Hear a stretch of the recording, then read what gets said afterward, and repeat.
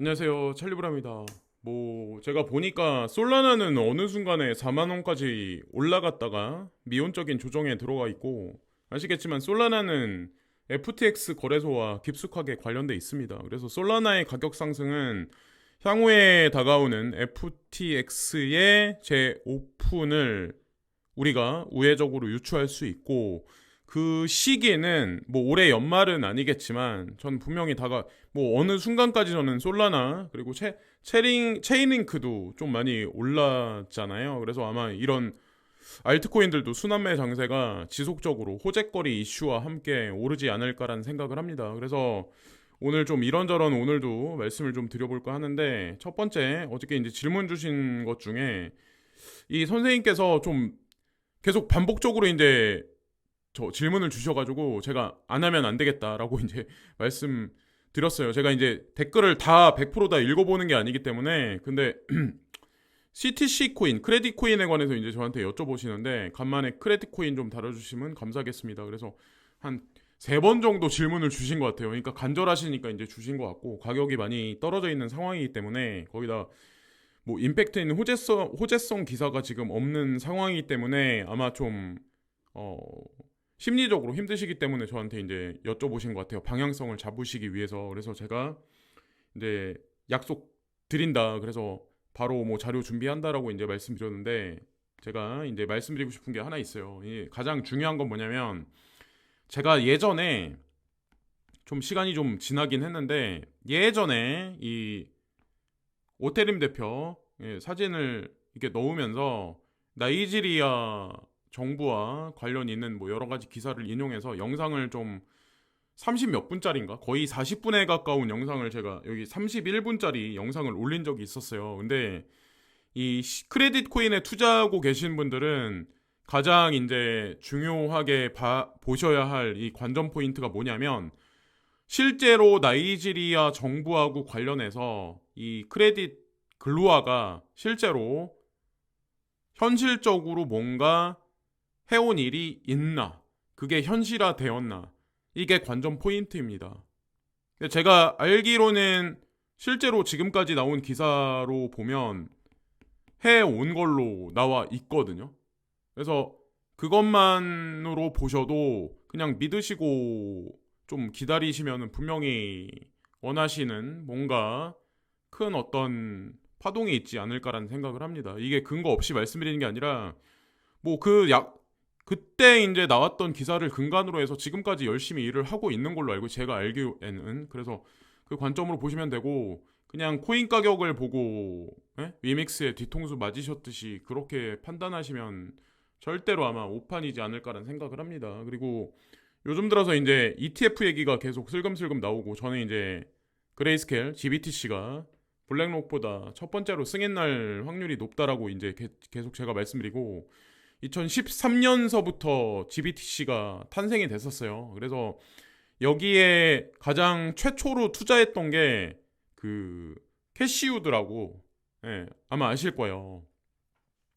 그분이 아마 제가 알기에는 가장 최초로 투자했던 걸로 알고 있는데, 그래서 그때는 되게 쌌었죠. 그래서 세계에서 탄생한 가장 최초의 가상자산 파생 상품이 GBTC이기 때문에 이게 좀 의미가 좀 깊지 않을까라는 생각을 합니다. 그래서 지나가는 김에 이것도 이제 천천히 지금 가고 있는 상황이고, 그리고 한번 중간 점검을 한번 이 시점에서 해야 되지 않을까라는 생각을 하는데, 투자는 확신할 만큼만 항상 하시고, 거대한 기분에 휩싸여가지고 누가 뭐라 한다고 해서 대출을 많이 받는 거는, 제가 예전에도 그렇게 말씀드렸는데 대출을 받으셨던 분들이 되게 많은 것 같더라고요. 제가 언제나 말씀드리지만 대출 받아서 코인 투자하는 거는 좀 무리수가 좀 깊숙하게 있는 것 같아요. 근데 그건 개인의 어떤 그런 거고, 근데 비트코인만 투자하고 계신 분도 있고, 라지캡 펀드에 투자하고 계신 분들도 있고, 지금 미들캡 펀드에 투자하고 계신 분들도 있고, 특히나 이제 업비트에서 오르락내리락 하는 코인들이 많을 때는 로우캡 마켓에 있는 코인들이 좀 많이 좀 시세 분출을 많이 하죠. 오르락 내리락 하면서. 근데 저는 이런 거는 좀 비추고, 지금 나와 있는 솔라나나 아니면 체링이나 폴카닷이나 요급 이상 되는 코인들, 향후에 이제 ETF까지 관점까지 바라볼 수 있는 코인들을 장투하시는 게 제가 보기에는 정답이지 않을까라는 생각을 합니다. 특히나 이제 그레이스켈 자산운용사에 있는 그런 코인들 이제 머지 않았다라고 이제 전 생각을 해요. 예, 특히나 뭐 비트코인 ETF만 바라보고 그냥 내가 투자한 코인은 ETF 승인 안 나겠지라고 생각하시는 것보다는 한번 관련해서 한번 생각을 좀 심도 있게 한번 해보시는 것도 좋지 않을까. 지금 현재 시점에서 손절을 하고 지금 올라가는 코인에 타시기보다는. 그래서 좀 지켜보시면 되지 않을까라는. 알트코인이니까 ETF 승인 안 날 거야라고 생각하는 거는 그거는 개인의 판단이고, 제가 생각했을 때는 금융 세력이라는 사람들은 비단 비트코인 ETF뿐만 아니라 위시에서 이더리움 ETF 후행해서 나머지 코인들도 순차적으로 내줄 거라고 저는 생각을 합니다. 예, 그게 시작이 문제일 뿐이지. 자, 그리고 리플은 지불 태스크포스에서 국제결제은행과 협력하고 있습니다. 이거 BIS 얘기하는 거거든요. 국제결제은행. 예, 보시면 BIS 얘기죠. 예, 국경 간 결제 상호 운영성 및 확장 태스크포스의 공식 구성원으로 발표했습니다. 그래서 이 얘기가 있었어요. 그래서 여기 보시면 G7이 아니라 G20입니다. G20 국경 간 지불 프로그램의 핵심 요소입니다. 여기에 이제 XRP가 참여를 한다. 아시겠지만 과거에는 G7의 중요성이 되게 컸었어요. G7에 있는 국가들이 GDP, GNP가 되게 높았고 상승률도 높았고, 근데 지금은 G20 쪽으로 다극체제 쪽으로 변했죠. 지금 현재 상황이. 네. 자, 그래서 어쨌건 G20와 공조해서 XRP가 움직일 거야. 이건 바람직한 방향대로 가는 거고, 코인 세계에서 전 세계 중앙은행들과 CBDC에 관한 의제를 논할 수 있는 코인이 과연 뭐가 있을까? 유일하게 이 친구밖에 없어요. 그래서 가격이 아마 지금 700 몇 원, 뭐 703원 언저리 막 이렇게 있는데, 제 개인적인 생각은 뭐냐면 이게 1,000원이 가든 2,000원이 가든 의미 없습니다. 저는 솔직히 그렇거든요. 그렇게 바라보거든요. 사람마다 뭐 바라보는 시각이 다르긴 하겠지만, 자, 어쨌건 그렇고, 자, 비트코인 2024년에 정고점 돌파, 아서에이스가 이제 가장 최근에 이런 발언을 했었어요. 그러니까 요즘에도 이제 가격 발언했는데, 제가 이제 갑자기 생각나서 5월 28일 날 이 얘기를 했었는데, 이때 이제 뭐라고 얘기를 했냐면, 이 사람은 관점이 되게 일관되거든요. 이 사람도. 그리고 좀 인사이트가 있다고 저는 이제 판단해요, 이분이. 근데 2024년에 정고점 돌파할 거고, 2025년, 2026년 최후의 전쟁 아마게돈이 발생할 거야. 아마게돈이 성경책에 나오는 마지막 전쟁이거든요. 최후의 전쟁. 과연 이 시기가 넘어가고 나서는 과연 무슨 일이 발생될까? 이 버블이 계속 올라갈 수는 없을 거란 말이에요. 그죠? 근데 아서에이스가 과연 왜 이런 얘기를 했었을까? 곰곰이 한번 지금 금융시장하고 같이 엮어서 한번 생각을 해보면 좀 거기에 해답이 있지 않을까라는 생각을 해요. 공중파 미디어에서는 지금 현재 상황을 보고 공포감 조성을 엄청나게 많이 하잖아요. 그리고 미국의 금리 인하가 있어야 그때서부터 유동성이 풀릴 거고 시장에 엄청난 상승 파동이 있을 거라고 얘기를 하는데, 제가 보는 관점은 조금 다릅니다. 예. 지금까지는 금리를 인하해서 유동성을 풀면 그게 효력 발휘를 했죠. 근데 금리 인하 시점부터가 아마 조금 위험하지 않을까, 저 이제 반대로 생각을 해요. 그리고 금감원이 가상자산 발행 유통량 기준 만든다. 내년 1월, 그러니까 2024년 1월 달에 기준해서 가상자산 이용자 보호법, 가상자산 상장 절차, 내부 통제, 발행량, 유통량 기준 마련을 지원하겠다.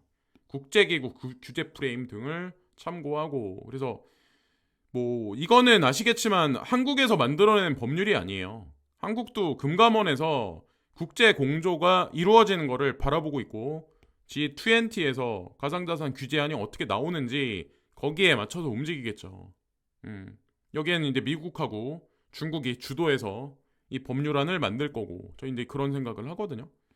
그래서 어쨌건 규제로 하고 있는 거죠. 탈중앙화라기보다는 중앙 집권화 쪽으로 지금 현재 가고 있는 거고, 이거는 얼마 전에 나온 뉴스인데 하마스 이스라엘 인질 공개 포로 6천 명과 교환하자 이 기사가 나왔었어요. 그래서 전면전이 나올 것 같고 시가전이 나올 것 같이 하다가 사실은 뭐 지상군 투입이 연기됐죠. 지금 현재 상황이 지상군 투입이 연기된 거에는 분명히 이유가 있을 겁니다. 네. 전쟁을 극대화하려고 하다가 여기 하마스 이스라엘 인질 공개해서 6천 명과 교환하자라고 얘기했을 때는 협상을 하자는 의미거든요. 그래서 너무 이 이스라엘 전쟁에 관해서 공중파 미디어에서 너무 공포 분위기를 조성한다고 해서 거기에 치우쳐서 보시기보다는 이런 이슈거리 하나하나를 좀 약간 되새김하시면서 좀 보시는 게 좋지 않을까라는 생각을 해요. 그리고 이거는 연금에 관한 얘기를 제가 이제 말씀드리려고 하는데 연금 좋죠. 이게 노후 되셔가지고 다달이 뭐 균형적인 수익을 타가지고 생활비로 쓰실 수 있는. 근데 지금 물가 상승률을 보면 연금 부으시는 게 의미가 없을 수도 있어요. 일본 독거노인 절반이 파산위기. 절반이래요. 50%래요. 연금으로 생활 못해. 이건 당연한 거죠. 지금도 이런데 그러면 앞으로 시간이 2024년, 2025년까지, 2026년까지 흘러가면 과연 이게 가치를 구현할 수 있을까요? 이 상품 자체가? 연금 상품 자체가? 저는 코인이 정답이라고 저는 생각을 하거든요.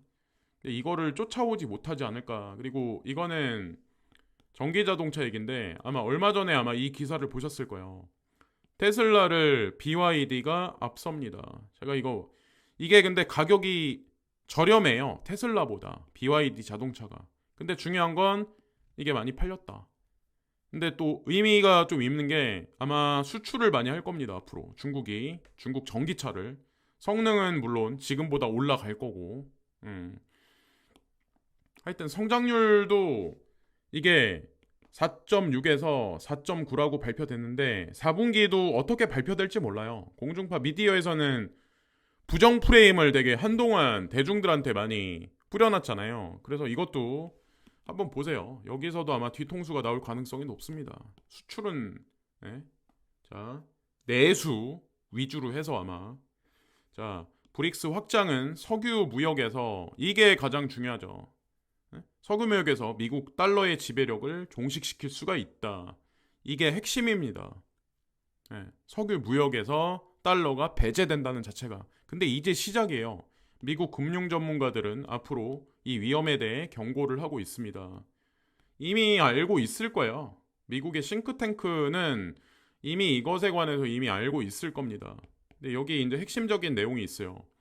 제가 이제 브릭스가 탈달러화를 추구한다라고 계속 이제 강조하면서 근거 자료를 대서 말씀을 드리는데 이게 적용이 돼야 자 중국이 러시아가 인도가 전면에다 내세우는 거는 뭐 디지털 위에나 디지털 루블, 디지털 루피를 내세우지만 작은 빈 공간에는 가상자산이 분명히 있습니다. 그렇기 때문에 이걸 되게 중요한 포인트로 생각을 했던 거예요. 지금까지 모든 외환 거래는 90%가 적용됐었다.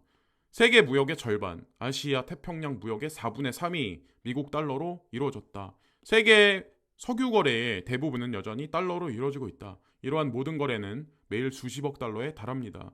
이거는 지금까지의 얘기고 그러나 달러로부터의 전환이 일어나고 있다. 노리스 박사는 석유 거대국인 사우디아라비아와 아랍에미레이트가 2024년 1월부터 브릭스 플러스의 일부가 될 것이라고 덧붙였다. 이는 세계 석유 수출이 훨씬 더 큰 변화를 겪을 것을 의미합니다. 라고 얘기를 하죠. 그래서 아마 많은 일들이 2024년을 필두로 해서 2025년, 2030년까지 벌어지기 시작을 할 겁니다. 달러의 중요성보다 아마 가상자산 그리고 브릭스의 성장에 관한 그런 기사들을 우리는 더 많이 목격하게 되는 시점이 되지 않을까라는 생각을 합니다. 그리고 브릭스의 확장은 스위프트 2.0의 확장과 매칭이 되기 때문에 제가 그거를 매칭시켜서 말씀을 드렸던 것 같아요. XRP의 그림을. 그리고 이라크도 마찬가지로 이라크와 이란이 미국과 어떤 상황인지는 아마 아실 거예요. 러시아도 스위프트 1.0에서 배제가 되면서 뭐 그죠? 본국에서 만들어낸 뭐 CBDC 아니면 루블화를 브릭스 위주로 유통을 시키려고 하죠. 근데 이라크, 이란 여기도 마찬가지로 스위프트의 제재를 받죠. 미국 달러 현금 인출 금지 후 브릭스 가입 준비. 그러니까 속속들이 개발도상국 이런 국가들이 지속적으로 브릭스로 들어갑니다. 브릭스가 표면상은 5개국이지만 아마 계속 확장해서 어느 순간은 100개국이 넘어갈 수도 있어요. 그리고 거래액도 점점 늘어나고 어저께 제가 이제 1대1로에 관해서 보여드렸던 것 같아요. 자, 그리고 FTX 고객은 2024년 중반까지 90억 달러의 부조객 보상 금액을 받을 수가 있다. 그래서 이걸 아마 보상을 해줄 거예요. 근데 이게 2분기라고 하더라고요. 2분기 2024년. 그래서 지금 솔라나가 지금 올라가는 게 전혀 그게 뭐 단기적인 프레임은 아니다라는 생각을 합니다. 예전에 이제 헐값에 떨어졌을 때 악재 기사 되게 많이 나올 때 손절하고 이제 떠나신 분들이 이제 뒤통수 맞는 시점으로 점점 가고 있는 거죠. 그리고 테더 CTO가 요즘 들어서 뭐 이런 테더 관련해서 USDT 관련해서 말들이 되게 많았었죠. 2022년만 해더라도 준비금 증명이 제대로 안 됐다 이러면 제가 보니까는 대부분의 사람들이 USDT 망한다. 그래서 코인 시장 폭락이 올 거다. 근데 결정적인 뉴스가 어저께 나왔더라고요. 이게 테더사에서 준비금 증명을 뭐 한 달마다 한다고 그랬나 일주일마다 하여튼 주기적으로 계속 하겠다라고 얘기를 하고 그런 얘기까지. 그래서 아마 망하지는 않을 거예요. 전 세계 교역량에서 가장 많은 게 USDT이고 이거는 크게 아마 변함이 없지 않을까라는 생각을 합니다. USDT는 아시겠지만 동아시아하고 깊숙하게 관련돼 있어요. USDC는 북미하고 특히나 이제 미국하고 깊숙하게 관련돼 있고 서클사. 자, 테더 CTO는 비트코인 채굴 위치에 대해 침묵을 지킵니다라고 얘기해서 남미의 특정 국가에 관련해서 얘기를 하죠. 근데 이것도 기사를 찾아보시면 아시겠지만 테더사가 채굴을 하기 위해서 준비를 벌써 오래전부터 했더라고요. 중요한 의미가 있는 건 아닌데 어쨌건 거대 자본이 채굴 시장에 집중한다는 거에 관해서 이제 말씀드리고 싶었고 이거는 위메이드, 위믹스 뭐 이런 얘기를 말씀드리려고 하는데 호재 기사가 되게 많이 나오고 있더라고요. 위메이드 관련해서 주가 장중 4% 강세, 인기 게임 활용, 후속작 개발 소식에 그래서 위메이드 관련해서 NFT 뉴스부터 해서 뭐 투자 관련한 뉴스부터 해가지고 되게 많이 나와요. 결정적인 거는 업비트 상장. 근데 이러면은 나중에 이 악재 기사에 당하신 분들이 과연 어떤 생각을 하실까라는 생각을 한 번 더 하게 됐어요. 근데 위믹스뿐만 아니라 다 대부분 비슷비슷합니다. 코인들이 그래요. 사람들이 지루하게 만들고 손절을 하게 만들고 그렇습니다. 그래서 그냥 믿음을 갖고 괜찮은 회사면 끝까지 지켜보시는 관점도 되게 중요하다는 생각을 합니다. 그리고 일론 머스크는 왜 X가 중국의 슈퍼앱 위챗처럼 되기를 바랄까? 위챗이 아시겠지만 종합금융 플랫폼으로 그런 식의 역할을 하고 있잖아요. 결제도 그렇고. 근데 X도 아마 그렇게 되지. 그래서 유료화 결제한다는 얘기가 있더라고요. 그래서 관련해서 도지코인 투자하고 계신 분들은 그냥 이 사람 저 사람 말 들으면서 뭐 비트코인만 채용된다 이렇게 보지 마시고 비트코인은 당연히 채용이 되지만 그거를 커뮤니티 중심 코인으로 두진 않을 겁니다. 그러니까 개별적인 커뮤니티가 분명히 있을 거예요. 이 SNS를 기반으로 하기 때문에 거기서 뭐 비트코인이든 다른 코인이든 페이팔 같이 채용을 하겠지만 가장 중심이 되는 커뮤니티 코인은 아마 도지가 되지 않을까 생각을 해요. 그건 뭐 나중에 후행해서 발표가 있겠지만 그 참고로 한 예가 일론 머스크가 이제 이런 얘기를 했었죠. 도지코인에 관련해서 이제 무슨 얘기를 했었냐면 그런 얘기를 했었죠. 이 도지코인 개발자들한테 주기적으로 개발 자금을 송금한다라는 문구가 아마 있었던 것 같아요. 그냥 이득이 없이 그냥 후원하기 위해서 할까요?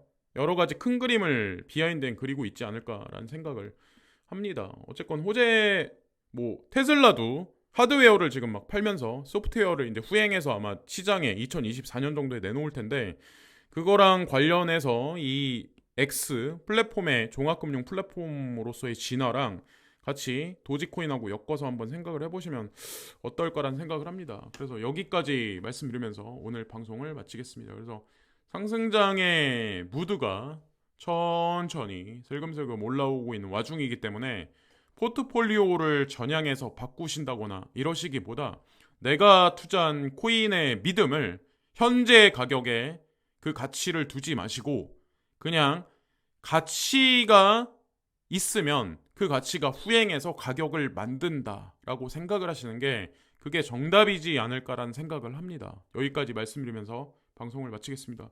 좋은 하루 되세요. 감사합니다.